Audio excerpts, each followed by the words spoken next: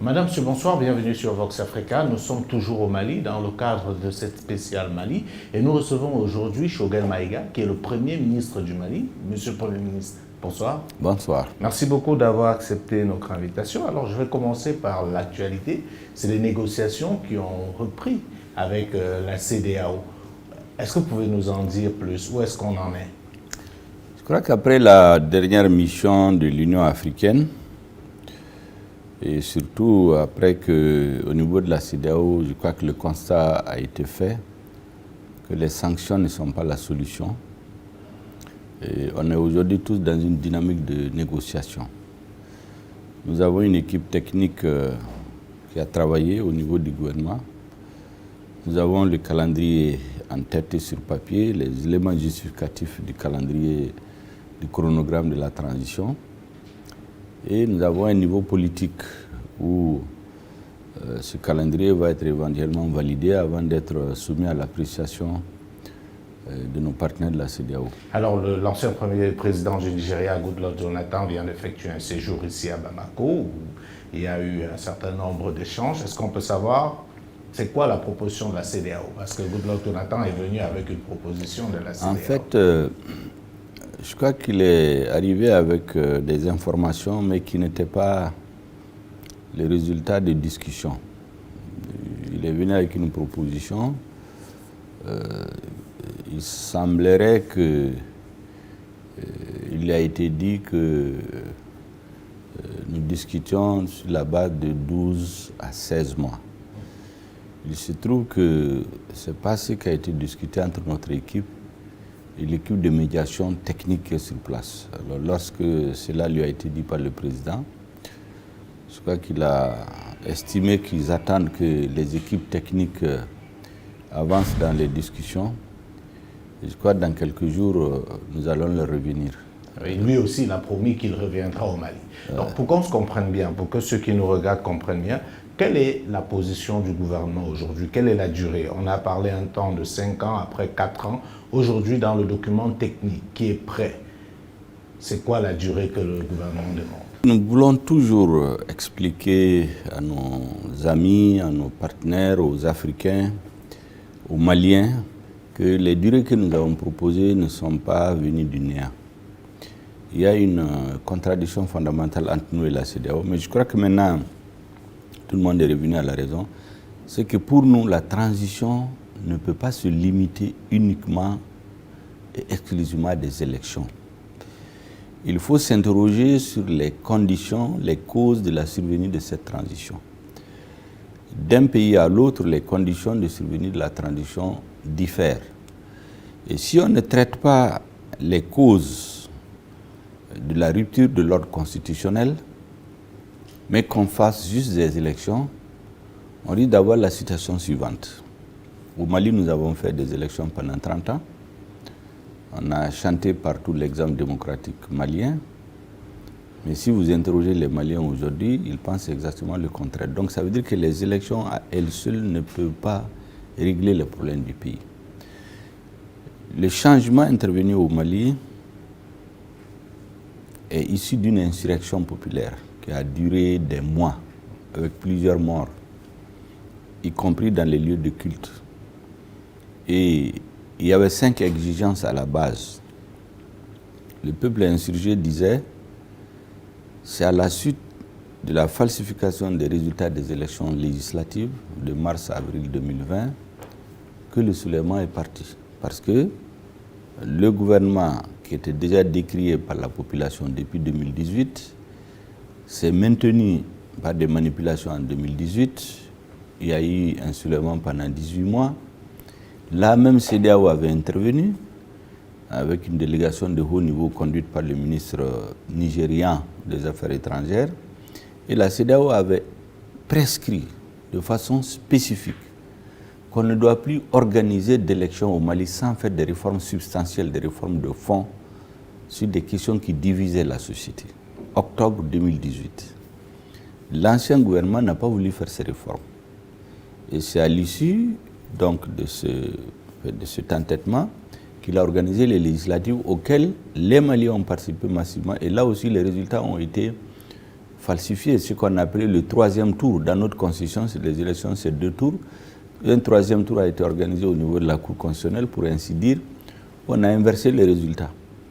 Donc le soulèvement est parti de la falsification des résultats des élections. Et donc le peuple insurgé exigeait, après le changement de régime, de mettre un organe unique indépendant pour organiser les élections. Première exigence.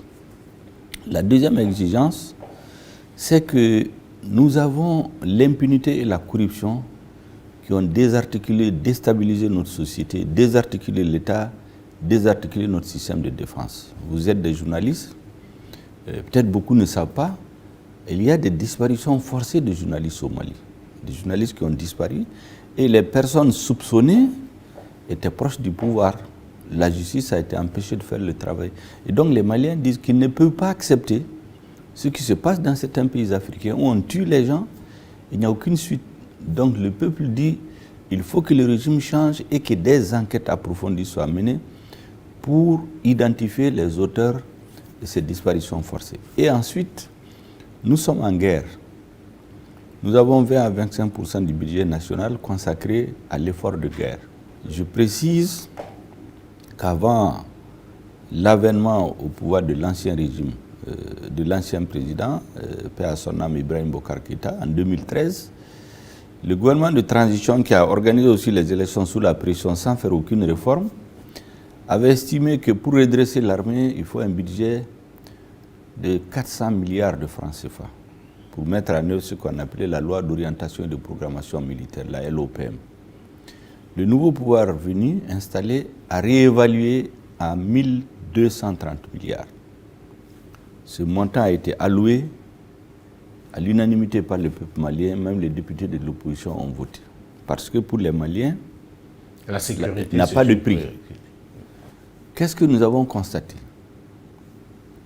Tous les moyens importants. Nous sommes un pays très vaste, 1 241 000 km². Si vous n'avez pas la suprématie dans les airs, vous ne pouvez pas, avec des véhicules, parcourir le territoire. Et donc, nous avons dit qu'il faut équiper l'armée massivement, notamment en vecteurs aériens. Des hélicoptères de combat, des avions de combat, des avions de reconnaissance, des avions de transport, des hélicoptères de transport. Là aussi, curieusement, les fonds alloués ont été détournés à grande échelle. Je donne 2 à 3 illustrations pour que très vous rapidement, pour parce que je voudrais qu'on revienne sur la durée. Pour que vous compreniez très bien. Oui. Les grands détournements. Vous avez 6 hélicoptères qui ont été achetés. Au finish, on a 2 hélicoptères qui fonctionnent 2 mois. On se rend compte que c'est des hélicoptères d'occasion. Des avions, la même chose. Les transports. Bref. Il y a eu des détournements massifs. On connaît que cette affaire a fait scandale. Donc le peuple dit lutte contre l'impunité et la corruption. Deuxième exemple. La troisième exemple, il faut des réformes politiques profondes. La quatrième, il faut la défense du territoire et enfin les accords de paix. Donc, si on veut... Mais on fait ça dans quel cadre? Parce qu'on ne peut non plus donner un mandat indéterminé à la transition. Non, ce n'est pas indéterminé. Il faut encadrer. Vous savez, on a encadré tous les délais que nous avons soumis ont été justifiés. Aujourd'hui, nous avons un chiffre. Parce que vous ne nous avez pas encore donné votre chiffre. C'est quoi le chiffre que bien vous sûr que ce n'est pas. Je crois que vous comprenez bien que ce n'est pas à la presse que je donnais la primeur de l'information. C'est dans les mains de notre équipe de négociation. Ce qui est certain. C'est moins de 4 ans.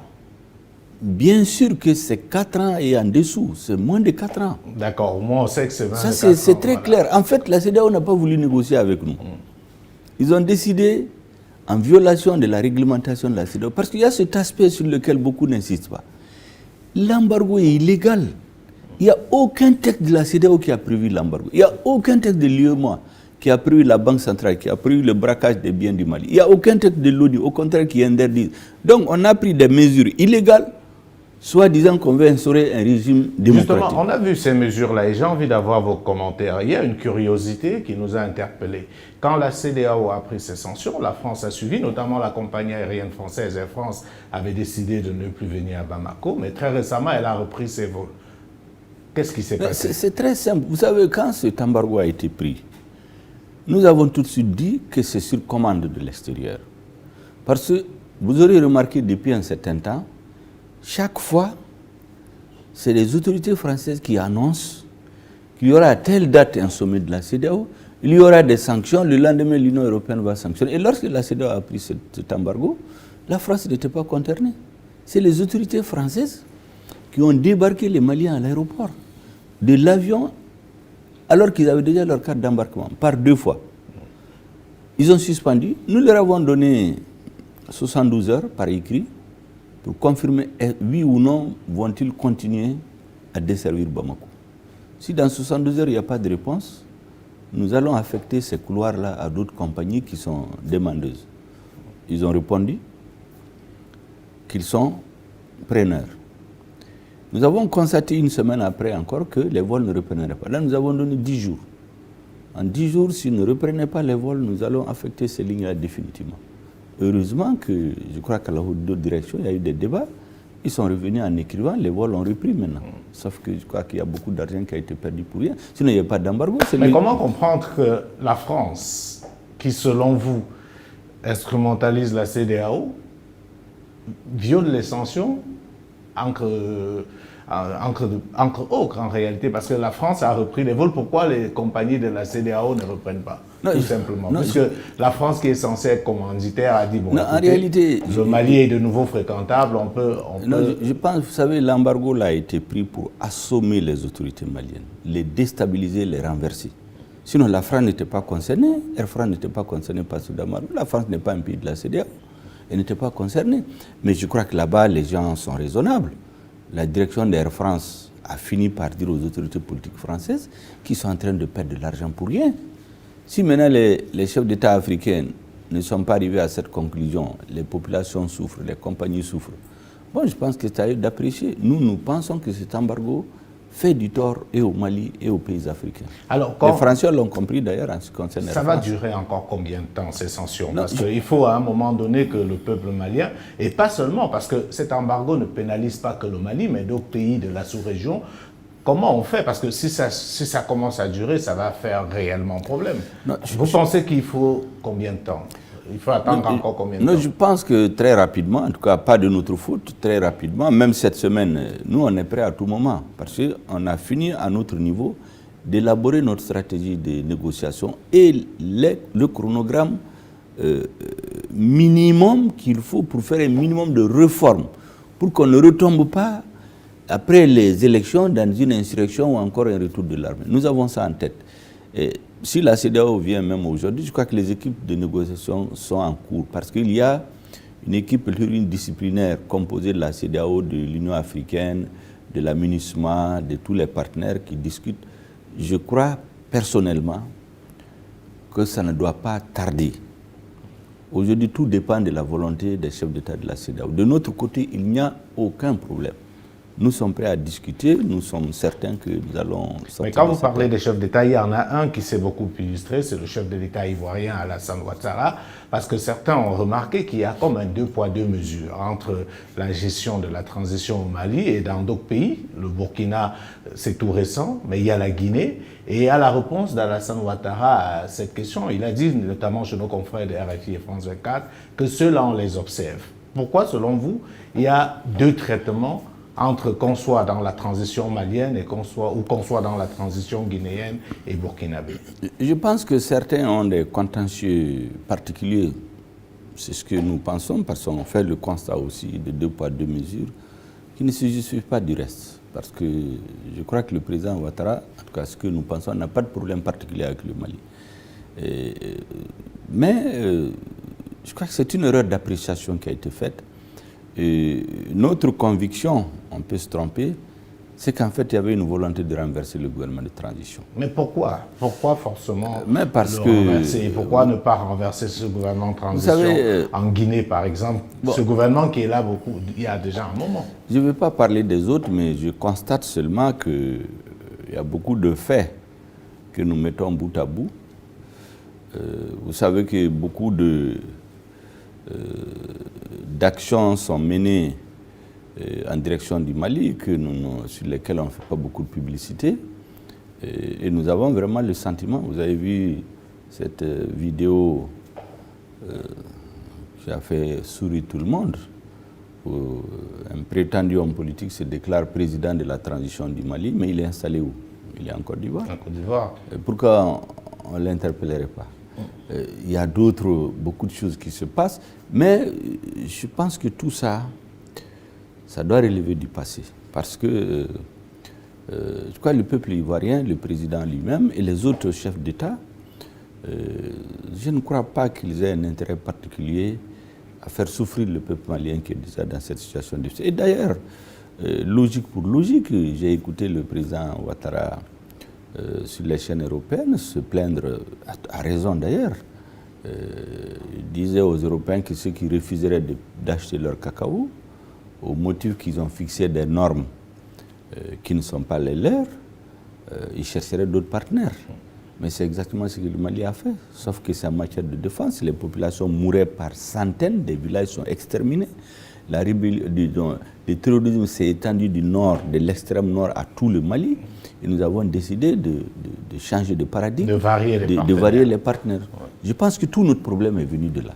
Alors, Monsieur le Premier ministre, vous avez écrit récemment un livre sur la rébellion au Mali, parce que plusieurs Africains de loin, et même des Occidentaux, pensent que le seul problème au Mali, c'est le problème du terrorisme, qui, soit dit en passant, est plutôt récent par rapport au mouvement rebelle. Vous avez fait ce livre, La rébellion au nord du Mali, des origines à nos jours. Est-ce que vous pouvez, très brièvement, parce qu'on n'a pas assez de temps, nous planter un peu le décor? Qu'est-ce que vous démontrez concrètement dans ce livre? Et d'où vient cette rébellion, pour faire un peu d'histoire? En fait, je ne vais pas remonter trop dans l'histoire. Je prends juste 2012. Tout ce qui est dit dans ce livre est documenté, c'est des écrits. En 2012, nous avons des officiels, des débats au Sénat, à l'Assemblée nationale, des hommes politiques de premier plan qui ont envisagé la partition du Mali. C'est documenté, c'est dans le livre.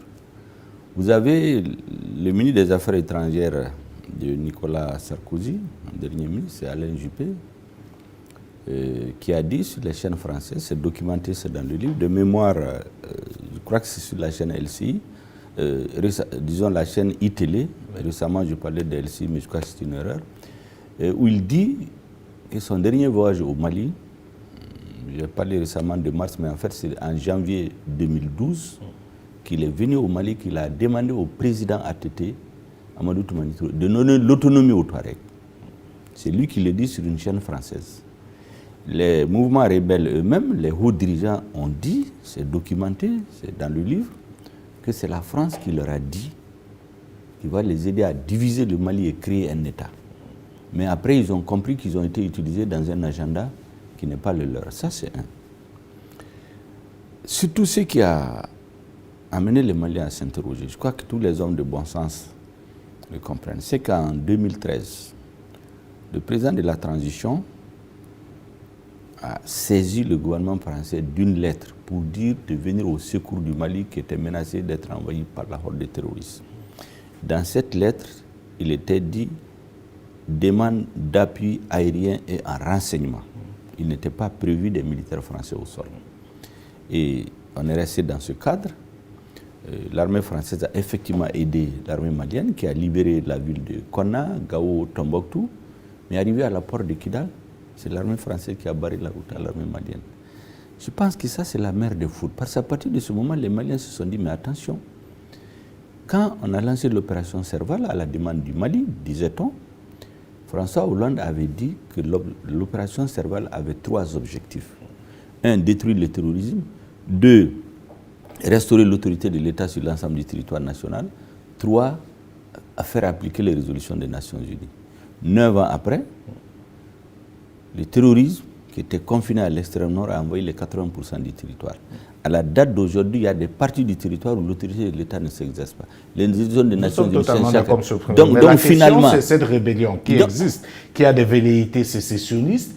Comment on traite ce problème-là en même temps que la question du djihadisme? Parce que finalement, il y a une forme de confusion. Actuellement, je pense que les mouvements séparatistes d'alors, avec une partie de ce qu'on a considéré comme des mouvements terroristes, se sont ressaisis.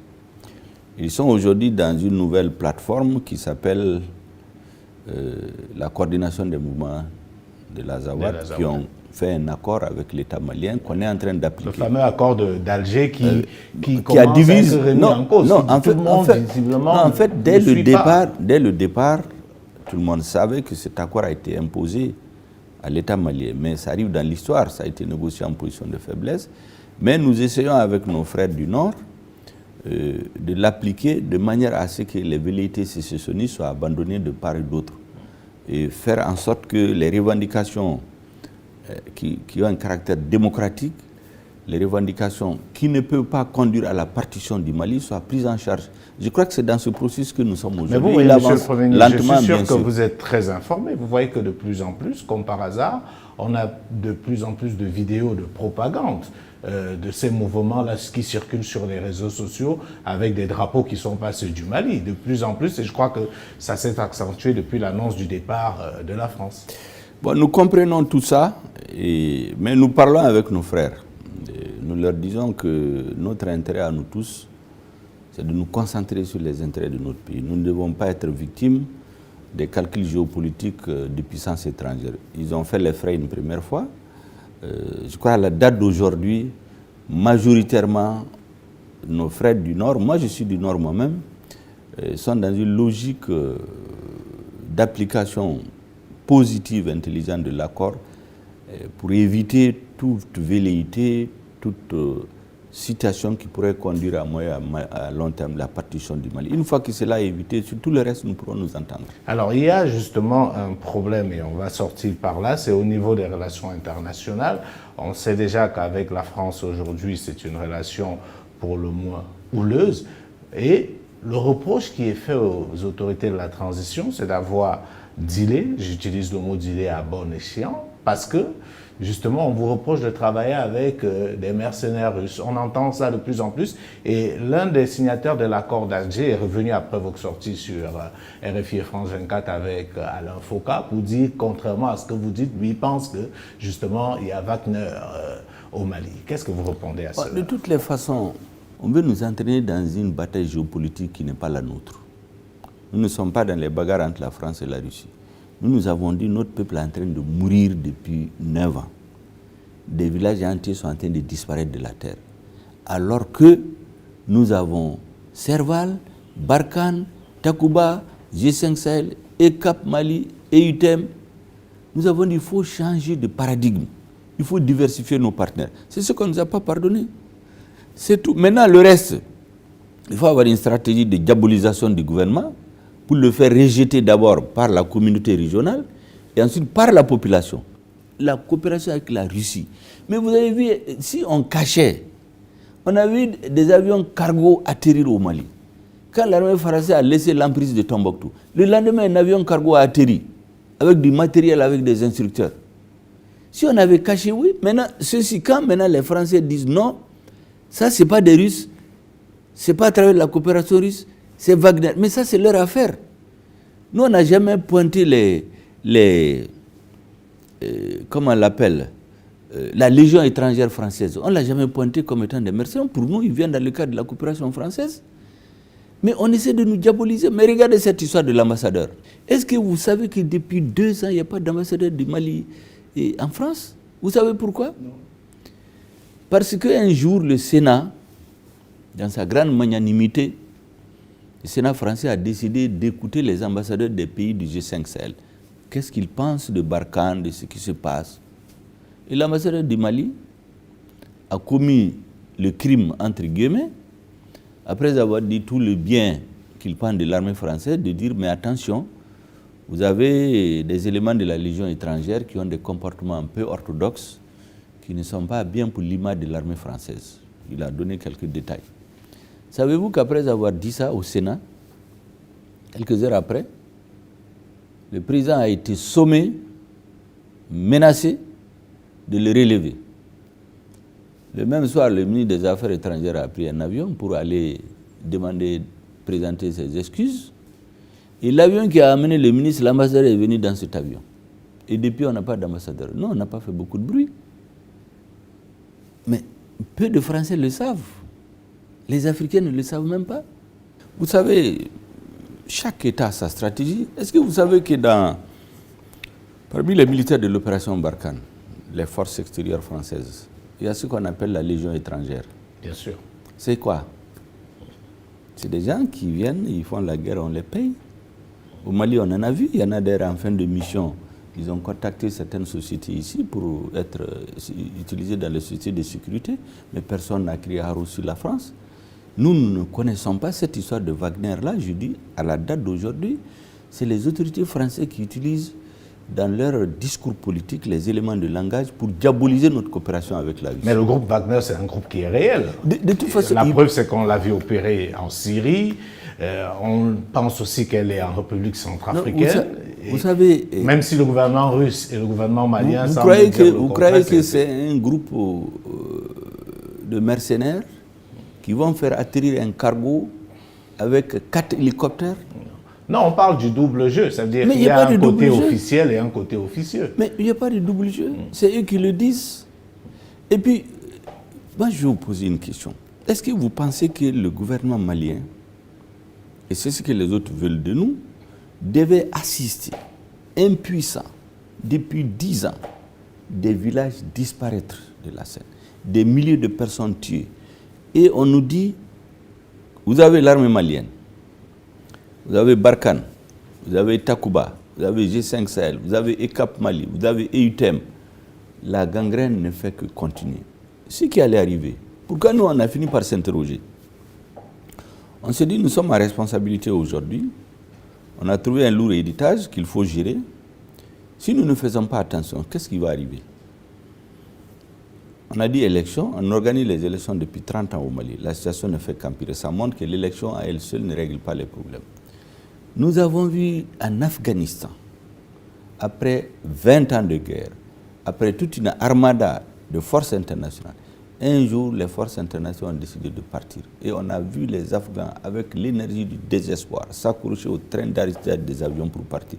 Mais on s'est interrogé, est-ce qu'on doit rester? Est-ce que ça va arriver au Mali? Nous avons vu ici, en Libye, une résolution a été prise pour protéger Benghazi des bombardements du gouvernement libyen.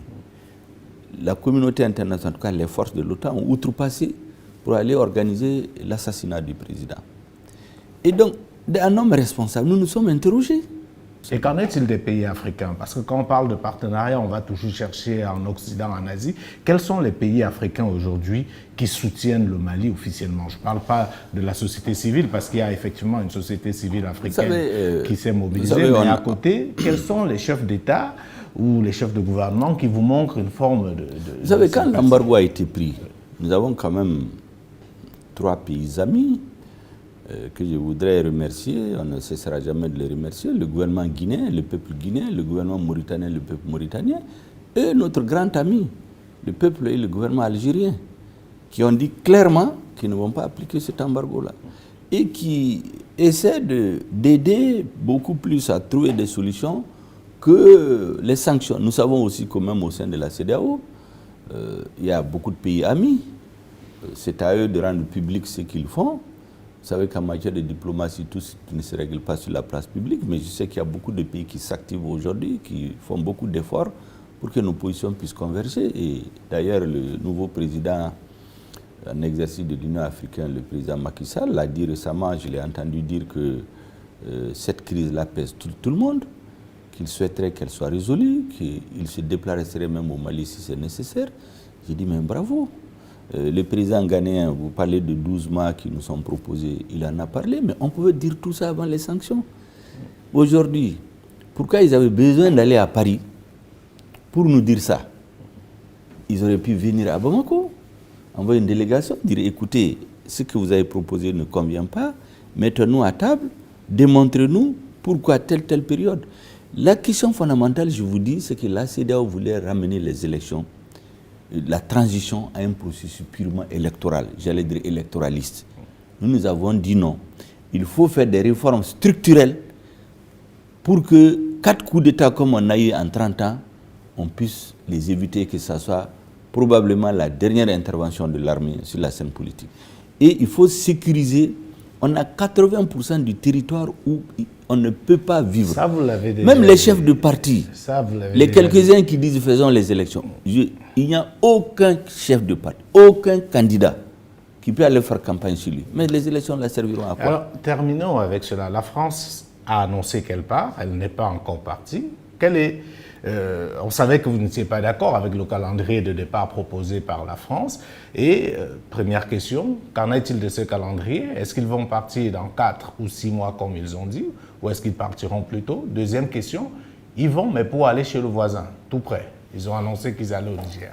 Comment est-ce que vous percevez ça? Vous savez, il est bon que je recadre les choses. Il y a une certaine campagne qui tend à faire croire que c'est nous qui avons demandé à la France de partir. Non, ça, on vous l'a suivi sur la question. On est d'accord. Non, c'est la France qui a annoncé, parce qu'il y a une nouvelle direction politique qui ne leur convient pas, qu'ils vont partir le 3 juin et le 10 juin, de façon unilatérale. Mais vous n'avez rien fait non plus pour les retenir. Non, mais on ne peut pas les retenir.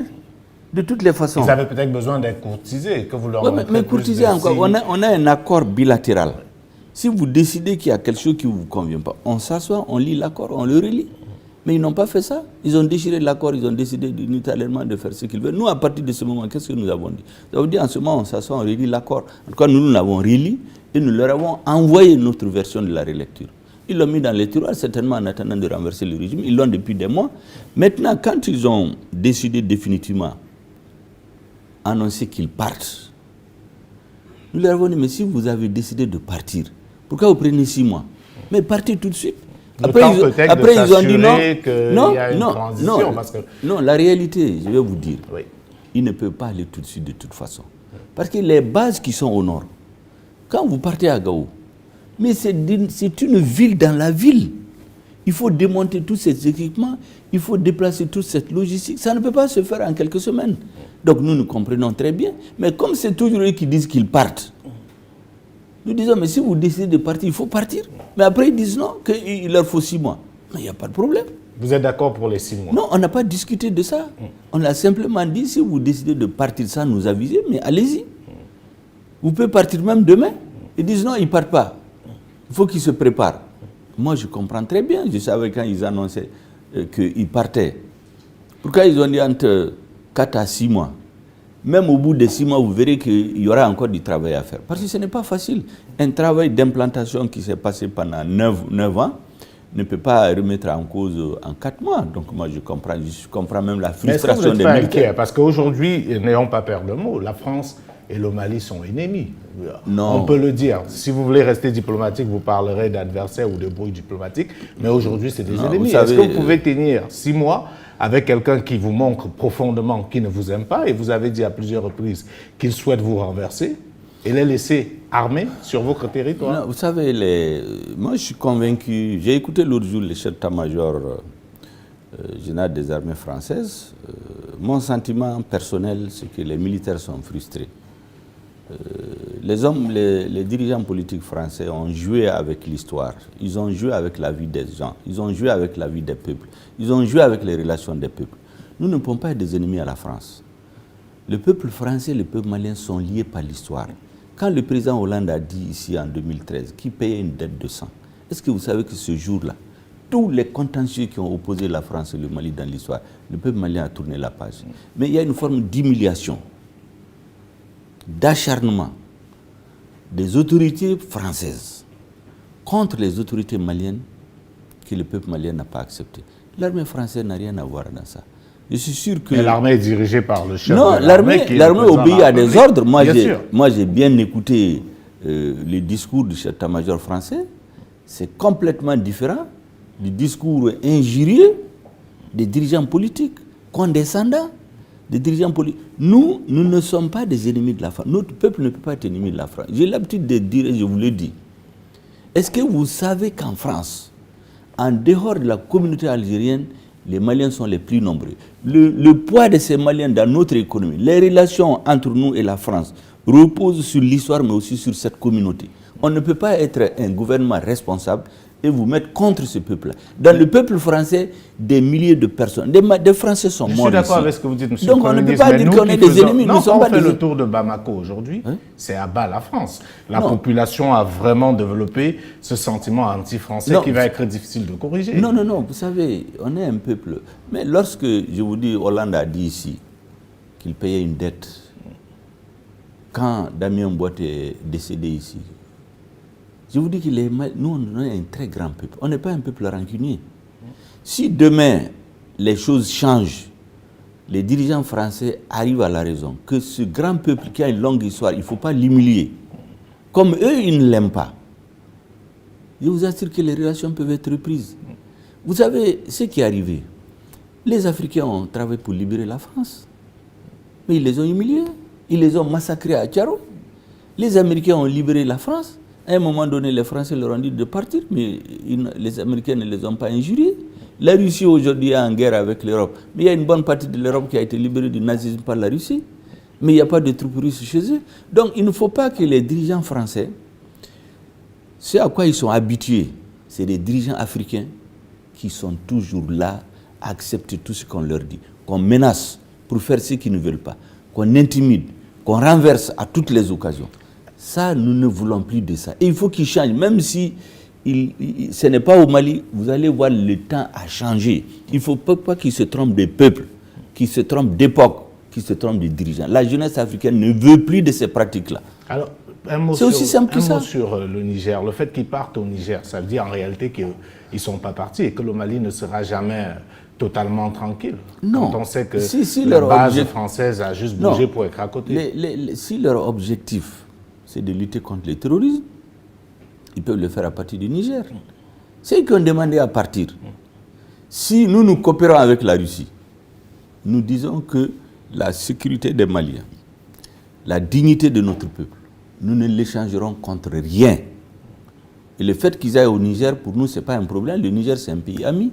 À partir de là-bas, les relations de lutte contre le terrorisme peuvent continuer, parce que le terrorisme, c'est un ennemi commun. Et donc, nous n'avons pas de problème à ce niveau. C'est-à-dire la stratégie de diabolisation du gouvernement de transition, de son affaiblissement, de le faire rejeter par la population, c'est l'effet contraire qui est arrivé. Ce que vous sentez en ville, ce n'est pas le sentiment anti-français. C'est le sentiment patriotique des Maliens qui disent « Nous n'acceptons pas que ce soit les dirigeants français qui nous disent ce qui est bon pour nous. » C'est tout. L'embargo a été pris pour renverser le régime. Vous savez, dans la bouche de plusieurs dirigeants, et quelques relais qu'ils ont ici, quand l'embargo a été pris le 9, ils leur ont dit que dans 10 jours, le régime va être renversé. Mais le peuple malien a dit non, attention. L'embargo a eu l'effet contraire, la mobilisation populaire, la légitimation du gouvernement de transition a été orchestrée par c'est la conséquence de l'embargo. Question, Choguel Maïga. Est-ce que vous ne sentez pas, moi c'est le ressenti de journalistes, qui commence à avoir un peu de l'effritement, que ce n'est plus vraiment l'union sacrée, notamment au niveau du grand mouvement M5. On a discuté en off avec certains qui commencent à critiquer un peu. Est-ce que vous n'avez pas peur que cela s'effrite? Vous savez, il y a un philosophe qui dit que la lutte unie, le pouvoir divise. Quand les groupes arrivent au pouvoir, c'est toujours comme ça, il faut beaucoup de sagesse.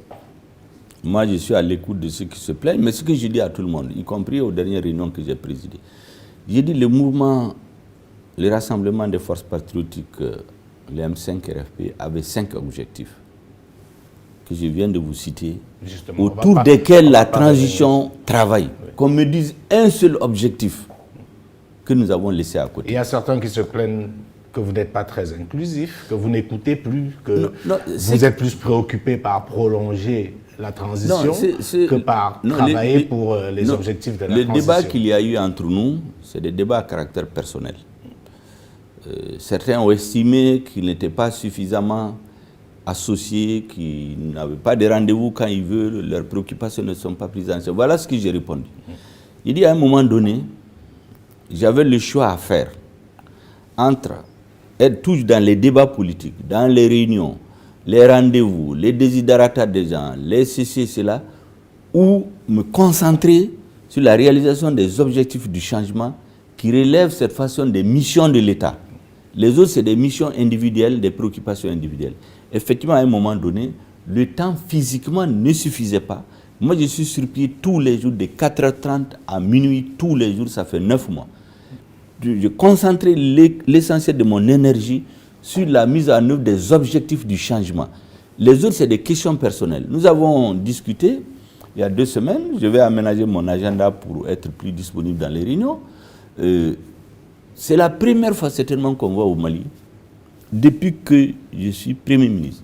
C'est ce que j'ai dit à certains, il y avait des questions de plat. Je n'ai jamais instruit un ministre de nommer quelqu'un. Il a donné la liberté pour ne pas donner l'impression, la fausse impression qui est collée aux hommes politiques. Ils cherchent les places, ils cherchent l'argent. Je ne suis pas mêlé des marchés publics, je ne me suis pas mêlé des nominations. Il y a des ministères habilités pour cela. Lorsqu'un ministre veut faire une nomination, la seule question que je lui pose, est-ce que le cadre a fauté? S'il a fauté, on donne les preuves. Ou bien il y a une incompatibilité. Mais là, vous me tendez une perche que je n'espérais pas pour évoquer un sujet, justement, dont votre nom revient, c'est la fameuse affaire des logements sociaux. On vous accuse d'avoir attribué des logements sociaux à vos proches. Bon, vous savez, à un moment donné, ma tête était mise à prix. Chaque 2 mois, on invente quelque chose. Il y a les opposants à la transition, disons certains, oui, c'est même les assises nationales. Ils ont dit que c'est les assises de Choguel, c'est les assises de la division. Ça, c'est une stratégie de diabolisation qui est élaborée depuis Paris avec des relais. Donc vous n'avez rien à voir. Je n'ai rien à voir avec cela. La preuve, c'est qu'immédiatement, quand on a vu, le matin, j'ai convoqué le ministre pour lui dire que je vois des choses dans la presse. Le ministre était lui-même surpris. Et la décision a été prise par le ministre de corriger.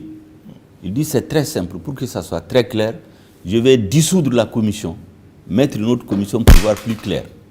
Toutes les attributions non conformes, sur 1200, 1500, je crois qu'il y a 5 ou 6, nous allons vérifier les circonstances dans lesquelles ces attributions ont été faites et les choses seront faites de façon transparente. J'ai applaudi au ministre, j'ai dit voilà ce que nous demandons, la transparence. Mais on parle d'une enquête qui aurait été ouverte par rapport à ce dossier. Mais bien sûr, l'enquête continue. La commission est dissoute, le ministre va mettre une nouvelle commission, l'enquête va continuer. Les quelques personnes, je dis c'est un petit nombre de personnes qui sont mises en cause. Est-ce que c'est de façon frauduleuse? Est-ce qu'ils n'ont pas rempli les conditions administratives nécessaires? Mais est-ce que vous connaissez les personnes mises en cause? Non, j'ai vu des personnes dans la presse, j'ai même vu le nom... Est-ce que vous avez un lien avec ces personnes? Non, j'ai vu le nom de ma fille, ce que je leur ai dit. Ce que j'ai dit au ministre, je ne connais pas comment elle s'est retrouvée là-bas. Elle s'est mariée depuis 6 mois, elle n'est pas chez moi. Elle est avec son mari, ils vivent comme tous les jeunes couples dans une chambre entrée-couchée.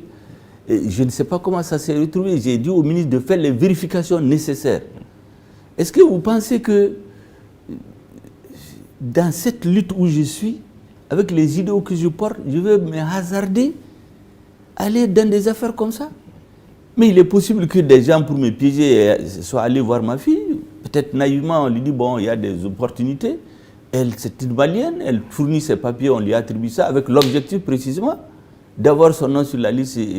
Mais les enquêtes vont prouver comment c'est. En tout cas, on verra ce que l'enquête donnera. Sur 1500 personnes. Et puis du reste, ceux qui ont engendré ce débat, la plupart d'entre eux, c'est des jeunes que je respecte, ceux qui sont sur les réseaux. Mais la plupart de ceux-ci, beaucoup, c'est à travers les logements sociaux qu'ils ont été logés par les anciens gouvernements. Personne n'a trouvé à redire. Il y a des véhicules 4x4 qui appartenaient à l'État. Il semblerait qu'ils ont été donnés à des jeunes qui soutenaient l'ancien régime. Ces pratiques, nous n'en voulons plus. Et puis, ce n'est pas parce que quelqu'un est au M5, un jeune est au M5 qui n'a plus droit à rien.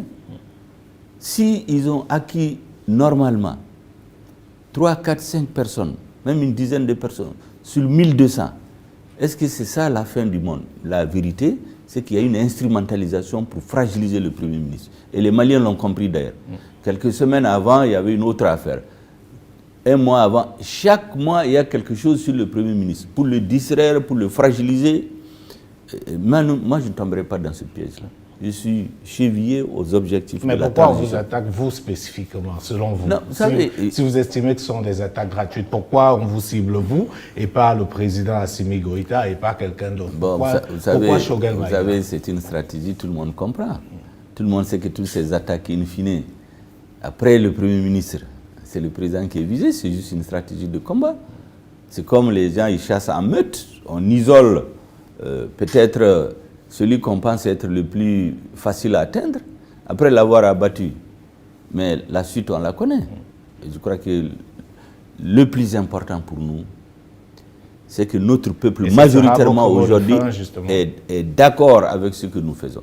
Le jour où le peuple n'est pas d'accord, dans les 24 heures, nous tirons les conclusions. Nous disons toujours, et le président, le centre de gravité de ce gouvernement de transition, de ce pouvoir-là, c'est le peuple. Si demain le peuple dit qu'il n'est pas d'accord avec nous, nous tirons les conséquences. Et enfin, nous sommes des gens lucides. des gens qui ont du discernement. Le pouvoir, il faut le quitter avant qu'il ne vous quitte. Nous savons très bien. Le même peuple, demain, s'il n'est pas d'accord, il va dire aux mêmes dirigeants, je n'en veux plus. Ce jour-là, nous tirerons les conséquences. Mais avant, nous allons mettre en œuvre les objectifs. Les Maliens ne sont pas morts pour rien, ils ne se sont pas soulevés pour rien. Nos militaires qui sont morts, notre armée qui a été humiliée, notre peuple, nous voulons leur restituer leur dignité et leur honneur. Voilà notre combat. Tout le reste, ce n'est que la propagande et puis des attaques gratuites auxquelles je ne réponds pas du reste. Choguel Maïga, merci beaucoup. N'eût été votre interrogation, je n'ai même jamais parlé de ces questions de logements sociaux, parce que c'est pour me distraire en fait. Merci beaucoup d'y avoir répondu. Merci bien. Madame, Monsieur, merci à vous de nous avoir suivis. Nous étions en compagnie du Premier ministre malien Choguel Maïga, avec qui nous avons échangé sur la situation au Mali et sur les relations entre le Mali et l'extérieur. Prenons rendez-vous très prochainement pour ce spécial Mali avec un nouvel invité. D'ici là, portez-vous bien. Bonsoir à tous.